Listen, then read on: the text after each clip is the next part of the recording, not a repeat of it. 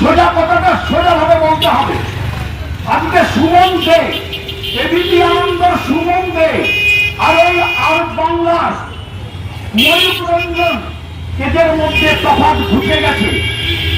আমরা কিন্তু বিজেপির ক্যাডারদের মধ্যে শুনেছিলাম ভণ্ড সেকুলারিজম, এখন দেখছি না এটা সত্যি সত্যি হয়। কিরকম?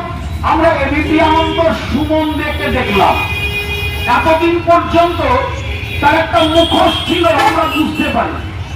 আমরা অনেকেই ভাবতাম কি ঝকঝকে চেহারা, সুললিত বাংলা ভাষায় তিনি কথা বলেন, তার সঞ্চালনা অনেককে মুগ্ধ করে।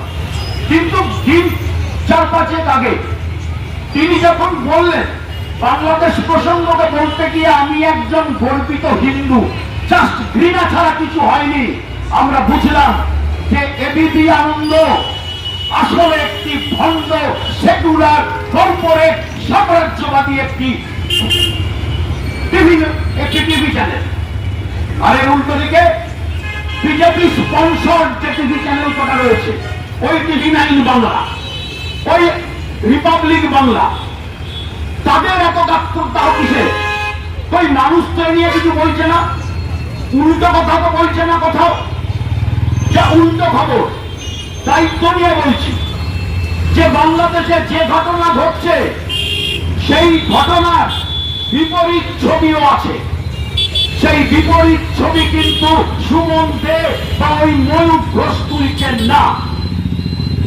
তারা এখানে একটা যুদ্ধ জিগির তোলার চেষ্টা করছেন, আমরা এর তীব্র প্রতিবাদ জানাচ্ছি।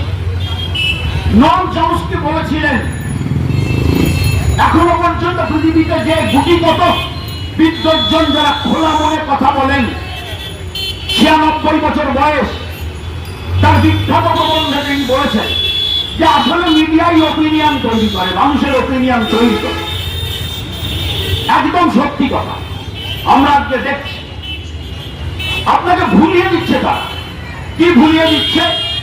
আপনি বাজারে যাচ্ছেন, দুপুর 12টায় চলে যান, সকাল 8টায় যান, দুপুর 12টাতেও গেলে আপনি দেখবেন সবজি কিন্তু উঠছে পড়ছে বাজারে। কেন? মানুষের কেনার ক্ষমতা নেই। ভুলিয়ে দিচ্ছে। কি বলছে? ওই যে বাংলাদেশে সংখ্যালঘু নির্যাতন। তুমি ভুলে যাও যে তুমি আলু, পটল, ঢেঁড়স, পেঁয়াজ কিনতে পারছো না, তুমি খেতে পারছো না, তুমি ভুলে যাও। প্রতিদিন নিয়ম করে ওই এবিপি আনন্দ তার খাপ পঞ্চায়েত বসাচ্ছে, বসিয়ে প্রতিদিন প্রতি মুহূর্তে এই 4-5টা টিভি চ্যানেল এবং অল্প কিছু সোশ্যাল মিডিয়া, তারা এই বাংলায় বিজেপির ন্যারেটিভকে হাজির করতে চাইছে। আমরা বুঝি, কিন্তু আসলে সত্যিটা বুঝতে হবে। যখন ভীমা কোরেগাঁও মামলায় অন্তত পক্ষে 13 জন বিশিষ্ট মানুষ, অধ্যাপক থেকে শুরু করে সমাজকর্মী, তারা গ্রেপ্তার হন, সুমন কিন্তু এবিপি আনন্দের সুমন বা ময়ূকরা কিন্তু সেটা নিয়ে একটি শব্দ উচ্চারণ করেন না। এটা বুঝতে হবে বন্ধু, যে মানবাধিকার দিবস মানে এটা নয় যে কিছু গোল গোল কথা মানবতা মানবতা বলে চেঁচালেই মানবাধিকার দিবস পালন হয় না। মানবাধিকার দিবস মানে মানুষের জন্য রাস্তায় নামা, সত্যি সত্যিকারের লড়াইটা করা।